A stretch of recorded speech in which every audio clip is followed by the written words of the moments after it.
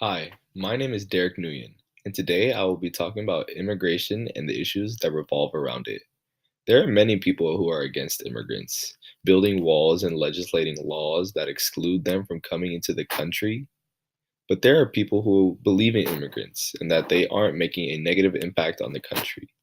This video will be about the stereotypes that these immigrants face and justifying whether they're true or not. Common stereotype we hear about immigrants is that they are all criminals. This only scratches the surface of crime committed on a daily basis by those who should have never been in this country in the first place. In this clip, Laura Ingram makes the argument that the immigrants that are entering the country illegally are criminals. She chooses a select amount of people who've committed crimes, but these select amount of people do not represent such a big community of people who are coming into the US. Let's take a closer look at the actual facts in order to determine whether this criticism is legitimate. The boys are from San Pedro Sula, the city with the highest murder rate in the world. They say they had to escape gangs that shot their older brother. You were afraid you were going to get killed. Sí. Yes, he told us, they had already told me that they were going to kill me. They needed to escape, so their family paid $9,000 to smugglers for them to bring the three boys from Honduras to the Texas border. The journey for them was hard.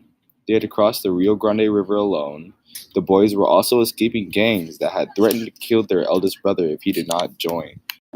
This demonstrates that not all immigrants that are coming into the US are criminals. It refutes the stereotype that all immigrants who come into the US are criminals because these boys are trying to escape all the violence from the gangs in Honduras. If they were criminals, then why would they be leaving and coming to the US, where they think it would be safer for them? Another common stereotype we hear about immigrants is that they are taking up the population in the US. Pennsylvania. In the year 2000, Hazleton was less than 2% Hispanic. Today, thanks to mass immigration, Hazleton is majority Hispanic.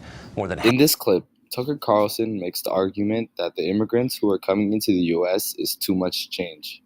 There are too many immigrants coming into the US, changing the population in the countries from little to non-Hispanic to almost majority Hispanic.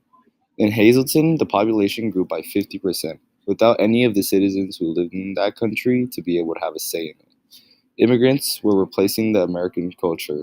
The immigrants who are coming into Hazleton are a part of the lower class. That means less tax is coming in, and that means there is less money for services. Now let's take a closer look at the actual facts to determine whether the argument they made is true or not. In an article made by Quartz, there are graphs that have been made to show the progression of the immigrants over time. The graphs show the immigrants are assimilating themselves to the US by learning English over time, getting high levels of education, and getting jobs. Also, the foods that immigrants bring over from their own countries are changed to assimilate with American culture. They would watch football one week and then soccer the next, or they would celebrate Thanksgiving like other Americans, but they would celebrate Christmas their own way. A man named Jesus said, "We get to enjoy the best of both worlds." This really opened my eyes about the topic because he is saying that he enjoys his own culture while also enjoying the culture of Americans. This demonstrates that immigrants are trying to assimilate themselves. It refutes the stereotype that immigrants are trying to take up the population of the US. The immigrants are trying to be a part of the US. They want to be American and not have to fear that they are going to be deported back to their country that they've escaped from. Resentment of immigrants isn't a new thing. It has been going on as long as immigrants have been coming into this country. For example, the Chinese who came to the US during the gold rush, they were treated unfairly when all they did was come to the US looking for jobs to support their families back in China. Some of the Chinese were even forced to leave their homes in search of a safer country to live in.